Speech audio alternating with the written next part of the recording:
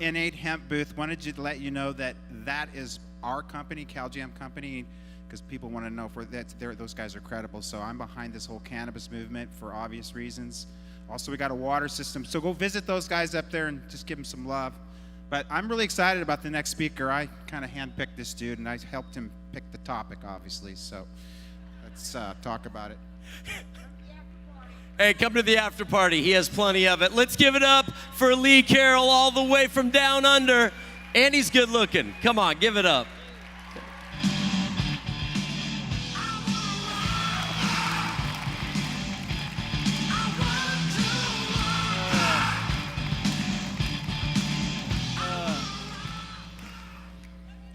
It's fantastic to be here all the way from Australia.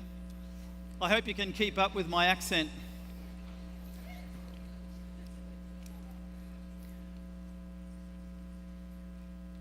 One of my first experiences as a budding herbalist, as I entered the herbal medicine world, I was standing around a big drum of Echinacea angustifolia roots. I was with a few colleagues, and they were urging me to chew and taste on a piece of root.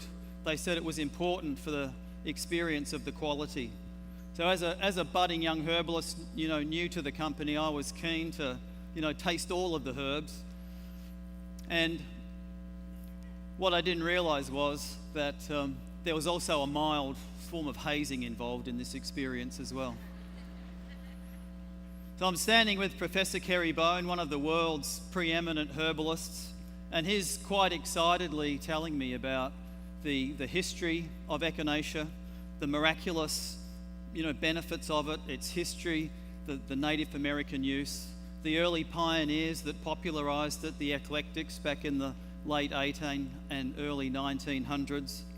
And he was telling me that the hallmark of good quality Echinacea root is a strong and persistent tingling sensation in the mouth. It's technically not a taste, it's a physiological experience. And I was experiencing it big time. What they didn't tell me was to beware that you don't chew too much. I had a big piece in my mouth, and I was producing huge quantities of saliva, and I was having these strong involuntary swallowing contractions.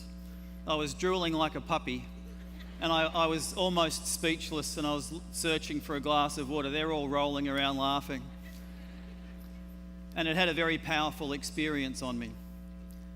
And now, nearly 30 years later, I'm still talking about Echinacea, but I've developed a strong commitment to honouring and keeping alive the tradition of herbal medicine, and I do that with teaching, mostly to chiropractors, and also clinical practice. And I'm still talking about Echinacea today. I'm also continuing the tradition of hazing the unsuspecting doctor and the new patient with the Echinacea taste test. Now, Echinacea, I think, is the most important herb. From a clinical perspective, I think it's indispensable, but it's misunderstood, it's misused, it's surrounded by myths, and the products that are available are plagued with quality issues.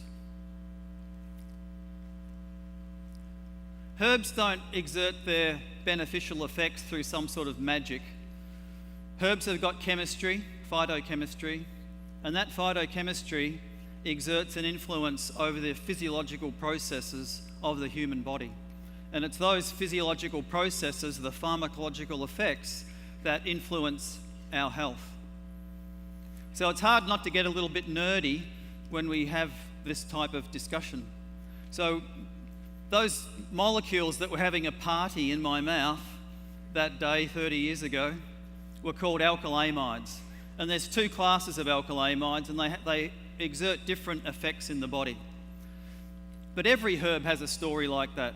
Golden seal has got berberine, which is antibacterial. Plenty of herbs have got that, but it's also got hydrastine, and that's unique to golden seal, and it looks after mucous membranes.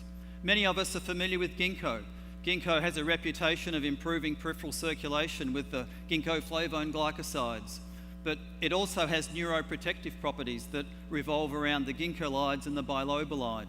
St. John's wort, another very well-known herb, it's got hypericin. but hypericin is not very bioavailable. It doesn't get into the body. The flavonoid glycosides in the plant improve that bioavailability. So it's nerdy, and if I kept on going on like that, you'd start to all glaze over.